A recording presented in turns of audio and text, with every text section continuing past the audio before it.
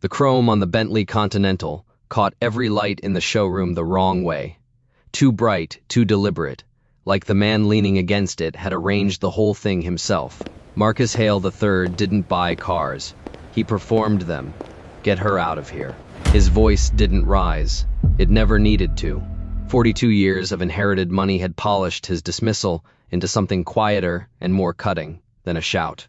He was looking at his phone when he said it, thumb scrolling, as though the woman standing 3 feet away in grease-stained coveralls wasn't even worth the effort of eye contact.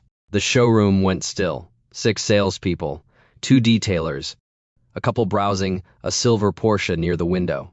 Every single one of them turned to look at Maya Reyes.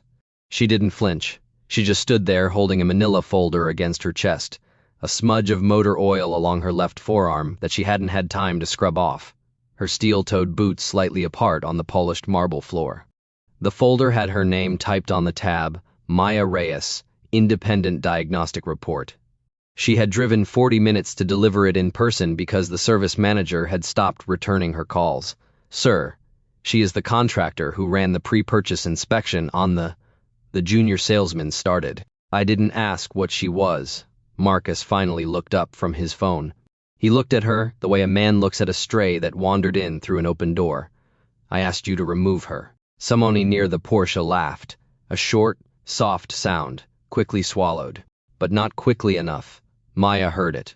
She felt it land in the specific place behind her sternum where every joke about her shop, every bank rejection letter, every customer who'd called her sweetheart while doubting her torque calculations, where all of it lived in a tight, compressed knot.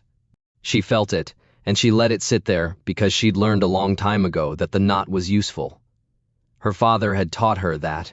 Remy Reyes, 26 years under cars in a shop that barely cleared rent, who used to say, Mija, let them finish laughing. They always stop when the bill comes due. She set the folder down on the hood of the Bentley. Marcus blinked. Nobody touched his cars. Excuse me. There is a fracture, she said. Her voice was level, technical, unbothered. Hairline. Left rear trailing arm bushing mount. Factory defect. Not wear. It has been propagating since the vehicle left the lot in Bristol. She opened the folder. Inside, photographs, timestamps, torque readings, a materials stress analysis. She had run at 11 p.m. on a laptop held together by a replacement. Hinge she'd fabricated herself. At highway speed, under lateral load, minus a lane change. A hard curve, minus the mount, separates. Rear suspension geometry collapses. You lose the back end. She paused. You are a fast driver, Mr. Hale. I looked you up. The room had changed. The couple near the Porsche had stopped pretending to look at the Porsche. Marcus's jaw moved, but nothing came out. His eyes dropped to the photographs. The fracture was there. Clear, branching, undeniable. The kind of crack that didn't forgive speed. The dealership's in-house tech cleared this vehicle, he finally said, and there was something new in his voice. Not quite fear. The thing that comes just before fear, when a man realizes the ground he is standing on has been hollow the whole time. I know. Maya turned to the service manager, who had materialized from the back office, already pale. Page 12, his sign-off, he ran a standard OBD scan and visual. No load-bearing analysis, no structural imaging. She looked back at Marcus. You paid $412,000 for a car that would have killed you on the 405. The silence in that showroom was a different kind of silence than before. Before, it had been the silence of people watching something embarrassing happen to someone beneath them.